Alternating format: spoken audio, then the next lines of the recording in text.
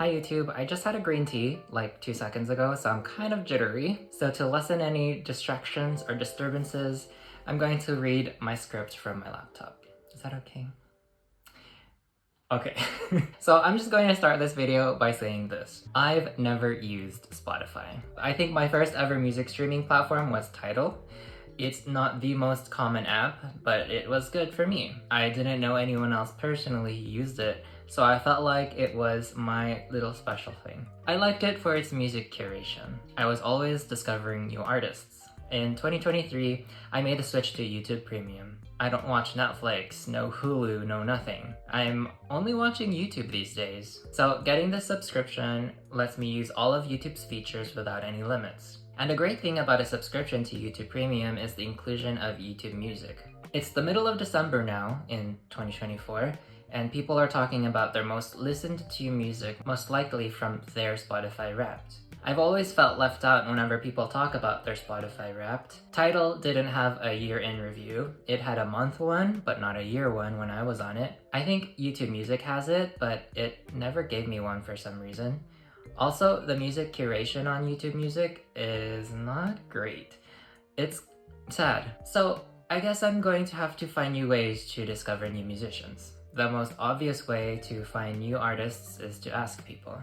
If you've watched my previous video, I talked about being an English teacher, so I have students from all around the world. Whenever we would reach a topic about music, of course I would ask them about their favorite musicians. I would take note about all of the singers and songs and bands they tell me about. I loved doing this because it not only gave me a greater sense of their personalities and interests, but their cultures and the countries they came from. It's like the world is in my classroom.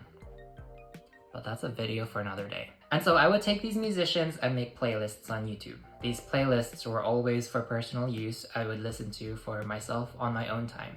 For the longest time, they were set to private.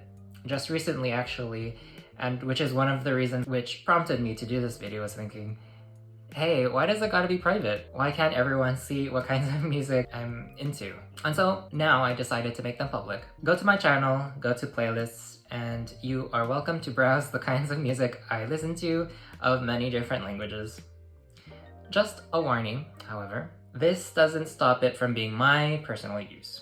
I have arranged these playlists in a very unconventional way, like some songs or some artists do not strictly belong in a particular language-specific playlist. Rather, it fits in a particular vibe. We're going to look at some examples in just a bit. And so I want to talk about how this all ties in with language learning. With my fondness of listening to music of other languages, I often grow curious about certain words or phrases in a particular song. And I would look it up and I get to know that song a little bit better. So that's the thing.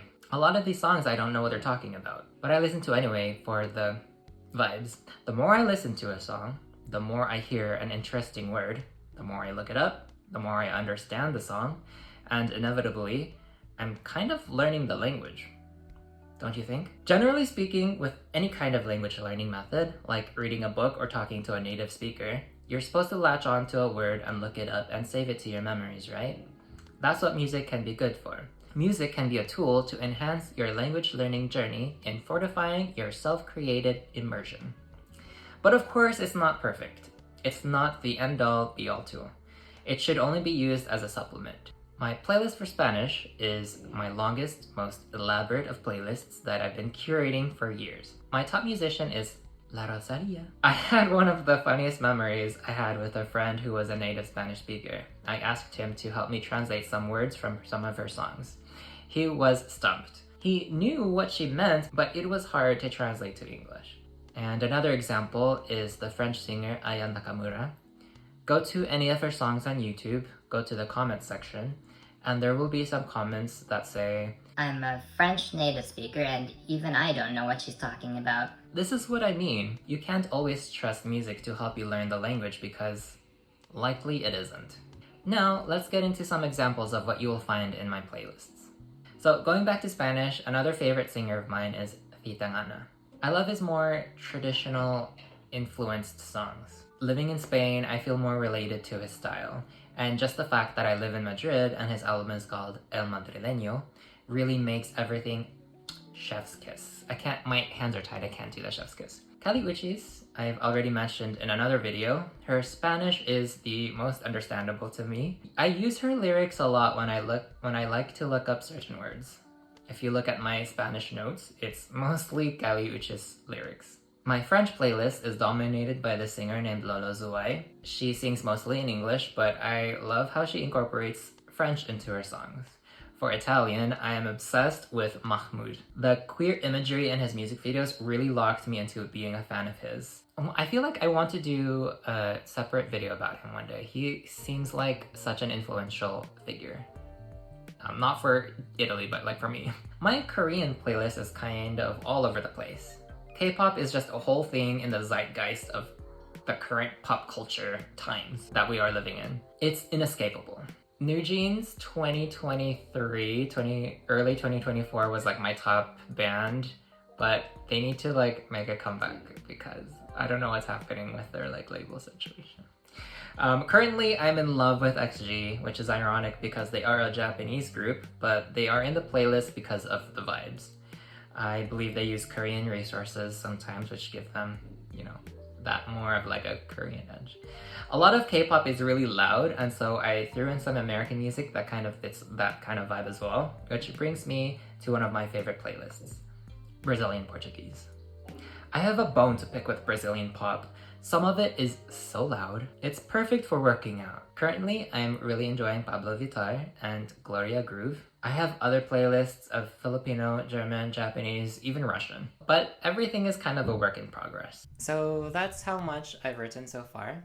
I didn't really write a conclusion. I just kind of stopped writing there. So let's improvise a conclusion.